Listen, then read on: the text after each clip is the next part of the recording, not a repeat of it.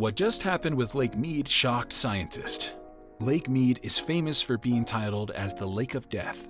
Between 2006 and 2016, 275 people died at Lake Mead, about 100 more deaths than Yosemite National Park, the next deadliest, and 120 more than the Grand Canyon National Park. Drownings account for the majority of the park's deaths, but there is one more reason why it's infamous. Lake Mead is boiling. Surprisingly, that's just one of the things happening there currently. A species of fish, one of which could be big enough to feed you for a day, has taken to the water. You haven't heard it all though. Let's talk about the surprising things happening in Lake Mead. Lake Mead is one of the largest artificial lakes in the world. It is the reservoir for the Hoover Dam, one of the largest constructed dams in the world. It is located on the Arizona-Nevada border, east of Las Vegas, and was formed by the damming of the Colorado River. According to the National Geographic Center, Lake Mead extends 115 miles upstream, is about 1 to 10 miles wide, and has a capacity of 31 million or 47,000 acre-feet. With 550 miles of shoreline and a surface area of 229 square miles. It has been a lifeline as the water source for about 25 million people. But it took a new turn in the 1990s when it began to dry. By 2022, it had already reached a historic low level and had become a huge concern for many conservationists. For example, the water source for 25 million people would now be changed to something else. But that's not all about what's happening. In the recent view of the lake, there seems to be a new development that might put some smiles on one's face. When journalists ask why the lake has been reduced, most experts are ready to declare that Lake Mead will dry as soon as possible. But lately, the river has been recovering after a recent 4-month winter storm in Colorado. Some data shows how this is measured. As of April 10th, it was measured to be around 1,046 feet. This number is surprising. This number is surprising because it was 3 times larger than the prediction around March and 10 times larger than the prediction around the end of April. Plus, this is close to what was observed about the same time the year preceding it. Normally, if there would be any drop, it would be so far away from the normal, expected level around it. Take, for example, the year before last year, i.e. 2020. Both years had a gaping difference that shows that this lake is so sick. But look at what we have in there now, a booming river. Wasn't it last July that it had dropped to 1,047, its historic low?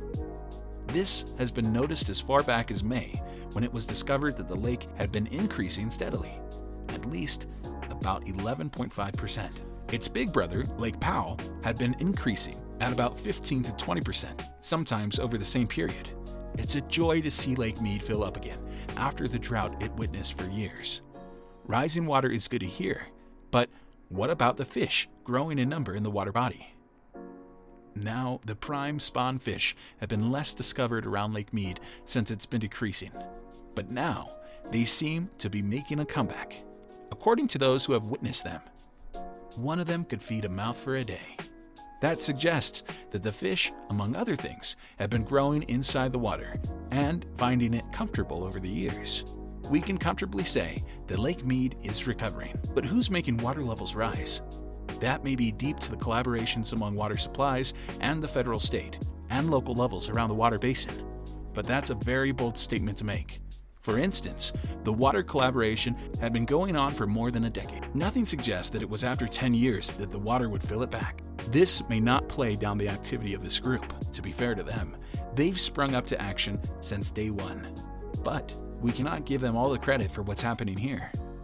While they're considered, one comes to think of another option. What about the Colorado River itself? It could be supplying the basins better now. Or the basins are recovering by themselves. For example, Lake Powell, which has been shrinking as much as Lake Mead, has also been showing an increasing water level. In fact, it reached about 3,552 water levels last year. What do we call that? Yet, there's not so much human aid that can be tangibly declared normal human help. that held the damage being discussed around the river that we're discussing here. This shows that more than ever, the river in question is recovering minute by minute, if our analysis is uninterrupted. Meanwhile, Lake Powell has greatly influenced what happens at Lake Mead. We now know that water has been released from it into the dam. Despite that, we still don't have any reason not to think that Lake Mead has recovered from its bad condition. Plus, the record snowpack melting of the Rockies of Colorado is just one of the many things happening here. Now, that was so interesting about Lake Mead's water level dropping was the things we found underneath the river. There was the discovery of Higgins' boat that was used during World War II to patrol the area. After being long overdue, it was reportedly sold to the Marines. And after that, it became the property of the Marines. It sank in an unexpected turn of events due to technical reasons and human failures. It may have become forgotten because of its lack of essential needs. With the reservoir drawing people, they can now view the massive things used during this period. Moreover, a B-29 airplane that crashed around 1948 was also unearthed. Before this period, no one could see or identify it, yet it was still in the same reservoir. With the recent development, the massive, gigantic beauty of the airplane came to the limelight, and there were plans to pull it out. Whatever the case, it could reveal a lot about what had caused it to sink in the first place. But all hands are tied, since there's no real true way of knowing about that right now. It's going to be expensive to take it out, and it doesn't look like authorities are interested in shelling out millions of dollars just to study a plane that crashed after World War II. Another surprising discovery is that of a man to be missing about 35 years ago in that area. He was said to have drowned, but there's been no good confirmation, as some other outlets claim that he was killed. Indeed, if we go back to the history of Las Vegas about 25 years ago, this man seems to be quite directly on point. This was when Las Vegas was the crime hub, where criminals had their base. Among many such people living there were drug lords, hitmen, and mere drug traffickers, just looking to make a living. Perhaps the perpetrators are still living in the area.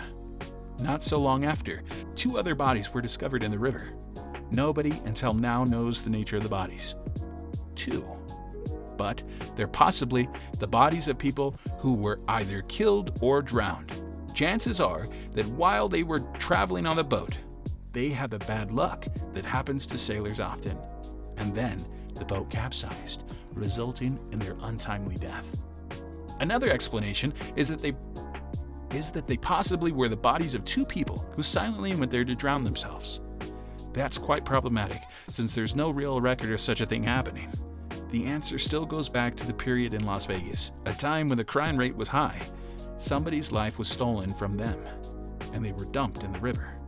After this, the river has kept on giving us new things. Apart from those things mentioned, you'd be amazed to see arrowheads that have existed for thousands of years.